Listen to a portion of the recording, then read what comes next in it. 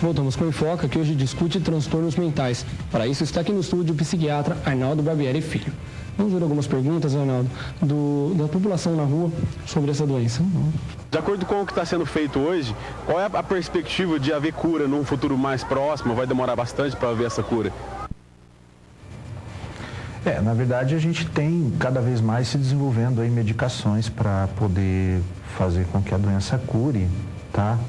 Pesquisas existem, mas cura de esquizofrenia está muito longe, né, de existir. Pode acontecer da pessoa ter um surto, tratar esse surto e nunca mais ter nada, né? Uma coisa assim, tipo uma cura espontânea.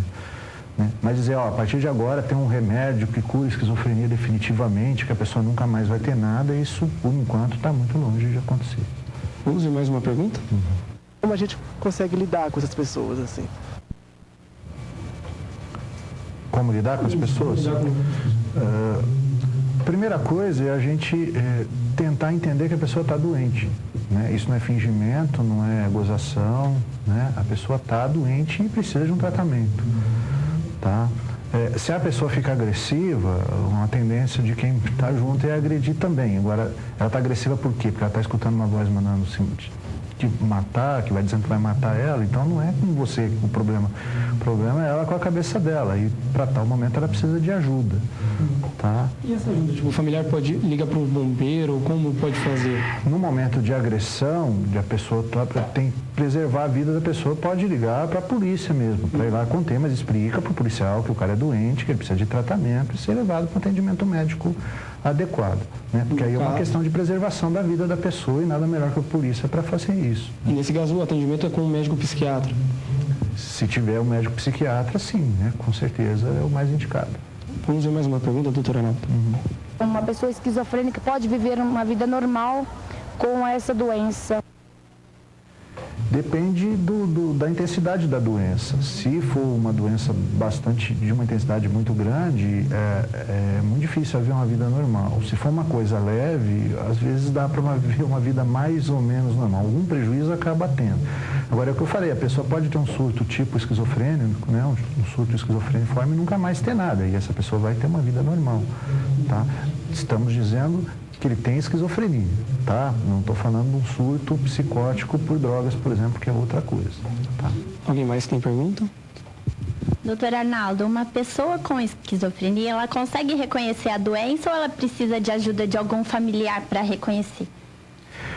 Olha, tem gente que tem dificuldade de reconhecer até coisas que tem foto, né? Quer dizer, eu fiquei sabendo de uma pessoa que era médico de pulmão, viu a foto de um câncer de pulmão nele e não quis acreditar que aquilo era câncer de pulmão. Disse que era uma tuberculose. Agora, se um médico vê uma foto da área dele e diz isso porque não quer acreditar, você imagina uma pessoa que não é médico falando de doença mental, que é uma coisa que não é fotografável. Né? Então, é difícil você ver na novela a dificuldade que esses pais têm de entender que o menino está doente. Né? Mas alguns têm um nível de percepção melhor e conseguem perceber, outros não. E o transtorno bipolar também é uma psicose como a esquizofrenia? O transtorno afetivo bipolar hoje, ele tem um espectro mais amplo. Ele vai desde uma depressão gravíssima com sintomas psicóticos até uma mania gravíssima, que a pessoa fica sobreagitada com sintomas psicóticos. Mas nesse intervalo você tem depressão grave sem sintomas psicóticos, depressão moderada, depressão leve, normal, hipomania, mania sem sintomas psicóticos e mania com sintomas psicóticos. Quer dizer, só nos extremos que a gente chama de psicose, né? Os do meio são, aliás, muito mais comuns do que os extremos, né? Os do meio são muito mais frequentes. A gente não são um quadro de psicótico porque a pessoa não está louca, ela está simplesmente com o humor alterado. Alguém mais? Tem perguntas? Um momento. Doutor Arnaldo, o sistema de saúde, ele restringe a internação os casos quando a pessoa tem transtornos mentais, desculpa. E o senhor acha que é possível a família conseguir controlar essas pessoas sem ajuda? Então, isso depende muito de como está o caso. Se ele está tomando o remédio direito, se ele está fazendo terapia direitinho, se ele está indo no médico adequadamente e também da intensidade da doença dele. Tem surtos que ele precisa de internação mesmo e realmente a gente encontra dificuldades no Brasil como um todo para esse tipo de paciente. Não é tão simples assim conseguir vagas quando precisa. Tá? Isso é geral no Brasil inteiro. Doutor, nas escolas existem crianças que são mais retraídas. Como identificar que isso pode ser um sinal de esquizofrenia? Então, a criança ser retraída pode ser simplesmente timidez, pode ser fobia social, que é uma dificuldade dela se expor, pode ser que ela tem problema de audição, quer dizer, pode ser um monte de coisa, né? Não é porque meu filho é retraído que ele vai ser esquizofrênico, tá?